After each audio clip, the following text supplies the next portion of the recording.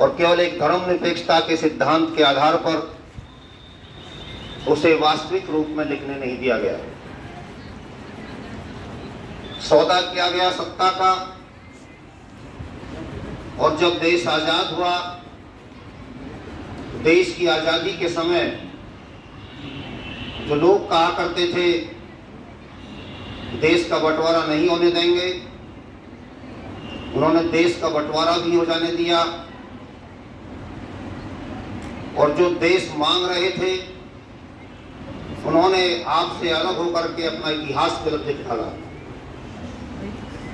इतिहास में लिख दिया कि हमारा देश का निर्माण यानी पाकिस्तान का निर्माण तो 1000 साल पहले हो गया था। जब कभी गजनी ने यहाँ पर आक्रमण किया था, हम उस समय अपना देश बना चुके थे और तब से हिंदू हमारा उत्पीड़न करते आ रहे थे। ये पड़ोस के पाकिस्तान ने अपना इतिहास वहां से लिख दिया। उसने नहीं लिखा कि 1947 से पहले यहां पर हिंदुस्तान हुआ करता था और उस हिंदुस्तान की एकता के लिए, अखंडता के लिए 1000 साल के इस कालखंड में एक हिंदू वीरों ने बलिदान दिए थे। इसलिए भारतवर्ष के इतिहास से वो राजा जयपाल लगभग विदा कर दिया गया कम्युनिस्ट इतिहासकारों के द्वारा, जिसने केवल इसलिए आत्मदाह कर लिया था कि वह ऊपर गजनी से आए हुए महमूद गजनवी के द्वारा पराजय का दाग नहीं लगे देखना चाहता था।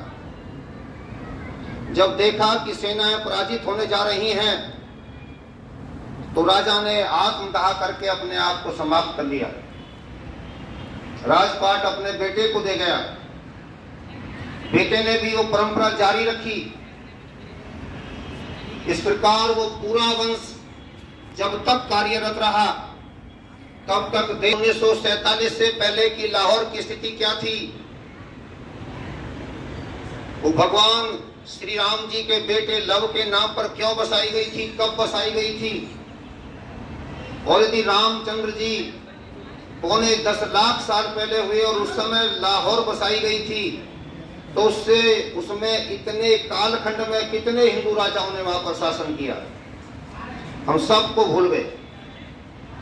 धर्मनिरपेक्षता के नाम पर सिद्धांतवादी दृष्टिकोण, तुष्टीकरणवादी सिद्धांत अपना करके उस सारा का सारा तिरोहित कर दिया गया।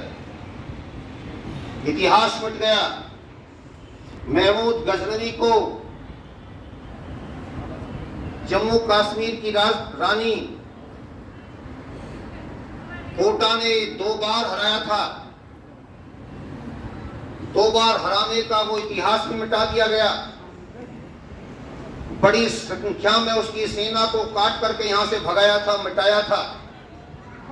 वो इतिहास भी खत्म हुआ। 1026-27 में जब सोमनाथ का मंदिर टूटा, सोमनाथ मंदिर के टूटने के लिए आपसे कहा गया, हमको बताया गया कि मंदिर टूट गया था।